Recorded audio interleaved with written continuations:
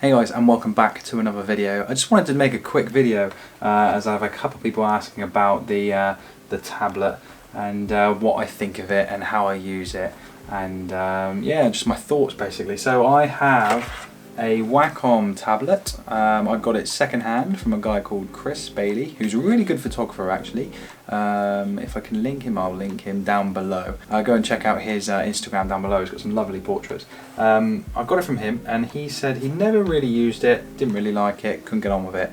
I know a lot of photographers use one of these things, and I knew that I had to kind of use it to progress with my editing, because I always found my editing to be very flat and, you know, not much going on. And since I've been using one of these things, I feel like my editing has come on tenfold.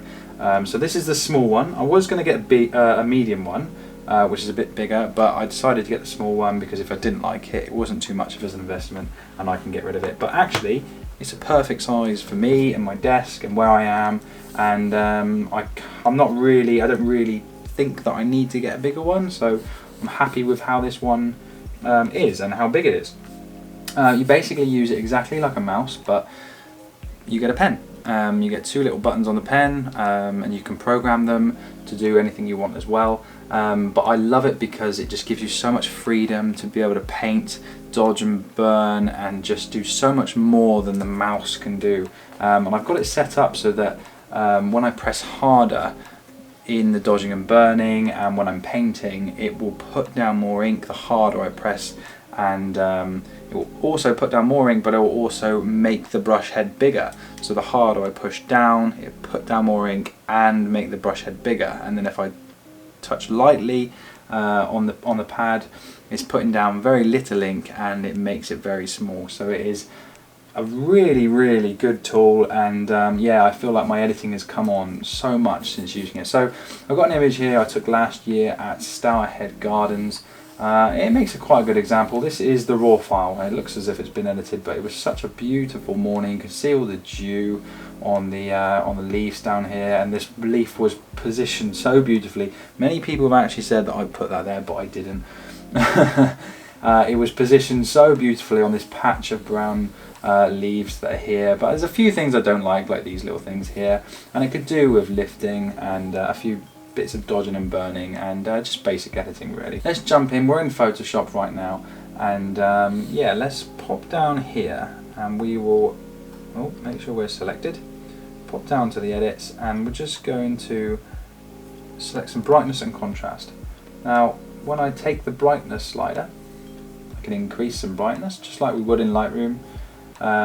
We'll go to the extreme. We'll go to too much to make it look as if it's way too much brightness. And the same with contrast. I want to add some contrast, but I'll go to the extreme and add too much. And as you can see now, it starts to look horrible. Colours are looking naff, but the brown leaves look amazing. And that's what I'm looking at, the background. I'm not looking at the red leaf, I'm looking at the background around the edges, and this blue colour that we've got going on, and this lovely, you can see all the veins in the leaves, and it just looks so beautiful. So yeah, it looks way too much for that edit, but we're going to invert that layer mask that we have there. So Control I, which basically gets rid of it. And now selecting B, we already have a brush tool selected. I'm going to go up to opacity, drop the opacity down, maybe about 35, drop the flow down again, about 40, that sort of area.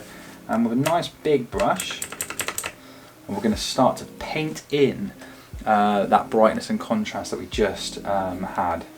So nice and lightly to start off with, and you can see it's just start to come through, just like so.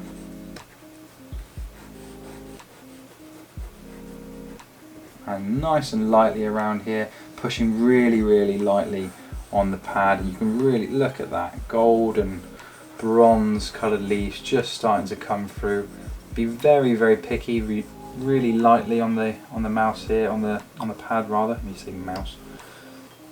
And just be very picky, and you can literally use it like a paintbrush. And we'll just go across the leaf very gently, just add a little bit of contrast. Bring out the contrast in these golden leaves. Absolutely stunning scene. This is at Stourhead Gardens. If you haven't been there, National Trust. It's absolutely stunning up there. Definitely recommend going in peak autumn. It's absolutely gorgeous. So brightness and contrast level layer rather, nicely edited, looking a lot better around here. We can toggle it on and off. There we go, off and on. You can see what that's just done. We haven't really affected the leaf. We've just lifted the brightness and the contrast in those bronze and gold leaves. Okay, so we're going to pop back down to the bottom, and what I'm thinking is it's quite saturated. My edits usually are pulled back. Although these colours are absolutely beautiful, I'm going to pull them back just a little bit to make it look a little bit more realistic. So we'll go to the hue and saturation tab just here, and we're just going to pull back the saturation just a little, just to make the leaves look a little bit more realistic. Something like that. Again, invert the mask, Control I, that gets rid of it. Take a nice big brush, and now we're just going to paint away that saturation that we just applied, because we inverted the mask, we no longer have it. We're just going to paint away a little bit. Now that we've got some nice brightness and contrast in those leaves, I'm just going to make them look a little bit more realistic. You can go in, make the brush a little smaller, and be very, very specific about where you paint. This is very, very minimal editing, and I always like to try and make my edits as simple as I can, and also do everything bit by bit, slowly, slowly, slowly, and just build it up and build it up. Because you could go straight in and just edit, pull down saturation, bump a nice big radial filter in the middle here and bump up the saturation, but it just looks very, very quickly edited, and it just doesn't look good. That's my personal preference anyway. So I'd rather take my time, really, really hone in on what I want to do and how I want this edit to look. Spend time with the image, because we spend time in the field. We take a long time processing an image, thinking about composition, thinking about every little aspect, filters and polarization, light, everything. So there's no reason why we shouldn't take our time with the edit. So I'm going to turn that off and on. You can see very, very tiny adjustments, but especially around here, look. It just makes it look a little bit more realistic. Just like that. So now I'm just going to select the bottom layer. There's a few little bits of bird poo and that sort of thing there. We're just going to get rid of. So selecting J, which is our spot healing brush, make it nice and small. And oh, what am I doing? There we go. And like I said, look, if I show you, the harder I push, oh, what am I doing? Like I said, the harder I push, the bigger that spot gets. The lighter I push, the smaller it gets, just like that.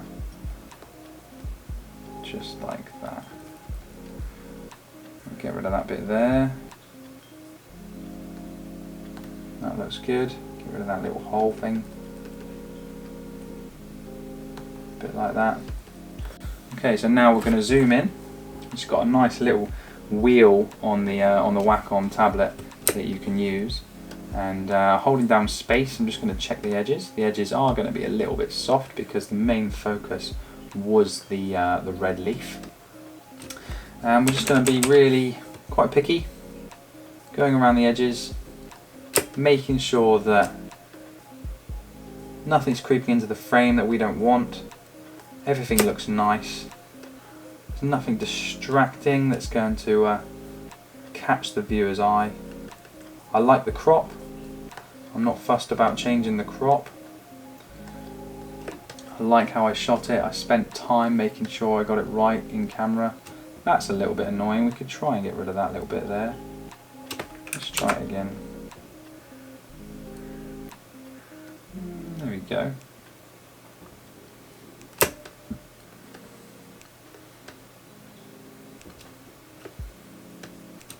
Being very, very picky now.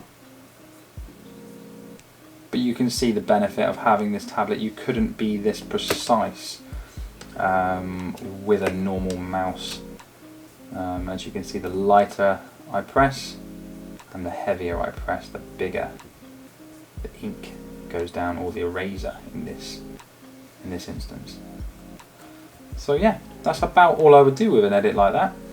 It's a lovely image. I love the image. I've had it printed on a couple of different papers and it always comes out absolutely beautiful. But I thought it was a perfect image to actually show you guys the benefits of this Wacom tablet, and just being able to paint like fluently, like a paintbrush, like a pen, and just making sure that the edit is absolutely spot on to how you envisioned it and how you can see it.